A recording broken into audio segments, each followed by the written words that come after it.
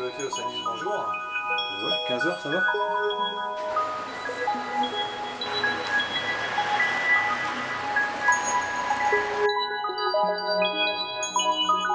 C'est les fameux défauts critiques qui obligent les gens à réparer immédiatement leur véhicule sur certains défauts qui sont bien précis pour pouvoir après circuler par rapport à avant où il y avait donc 2 mois pour réparer le véhicule en contre-visite. Par exemple, un défaut sur un pneumatique avec une usure très importante où il y a un danger immédiat, la personne a 24 heures pour réparer ce défaut.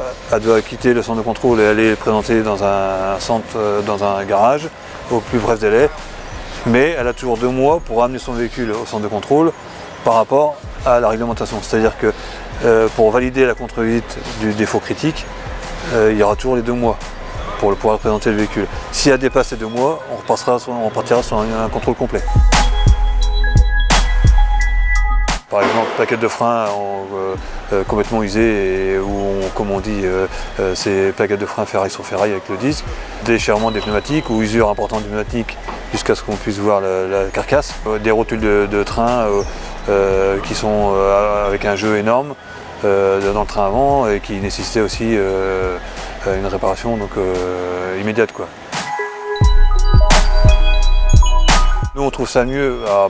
Pour la simple et bonne raison, c'est que ces défauts-là, c'est des défauts quand même qui sont extrêmement dangereux et qui nécessitaient vraiment une réparation immédiate. Nous, avant, on laissait ces véhicules-là circuler pendant 2 mois, puisque c'était le délai légal autorisé. Et nous, on trouve que quand même les défauts qui ont été positionnés dans ces défauts critiques étaient nécessaires à ce que le véhicule soit réparé immédiatement. Alors, les délais sont assez courts, hein, pour la simple et bonne raison, c'est qu'on a eu un afflux de gens qui ont anticipé le contrôle avant le mois de 20 mai forcément. Donc évidemment là on rentre dans une période plus calme jusqu'à la fin d'année. Donc les délais sont beaucoup plus courts aujourd'hui pour avoir des rendez-vous, voire instantanément.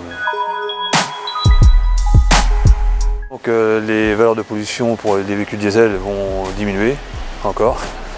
Et en fonction des années des véhicules, parce que c'est par rapport à des années bien spécifiques, le véhicule devra polluer avec une certaine valeur limite qui sera abaissée au seuil qu'il y a aujourd'hui.